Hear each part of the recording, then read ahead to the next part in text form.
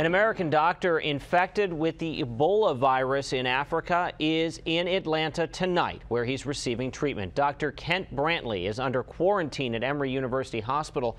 Our Richard Reeve is live in the newsroom. He's tracking the latest developments. And Rich, there is concern in the U.S. now that Ebola is here.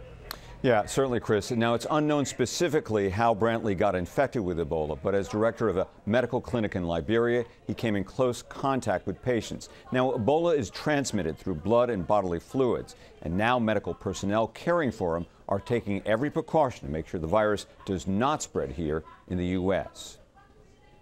First by plane to Dobbins Air Force Base outside Atlanta, then by ambulance to Emory University Hospital.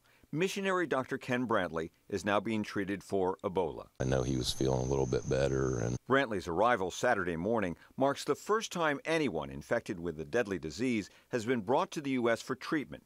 He'll be cared for at this top-level biocontainment unit. We've run through these processes before. We've run through these drills before. The process will work. Brantley was flown more than 5,000 miles from Liberia, where the current Ebola outbreak is considered out of control.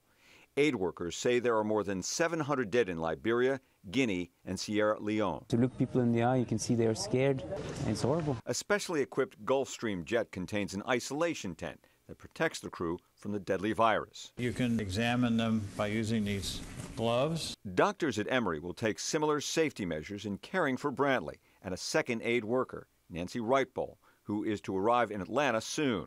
Medical workers will wear full-body biosuits, not 1 inch of skin exposed to body fluids that spread the virus. Our intent is to keep this contained and to maintain the safety of both the patients at this hospital as well as the general public. I'm worried about him, yeah, I am, but he'll be okay regardless.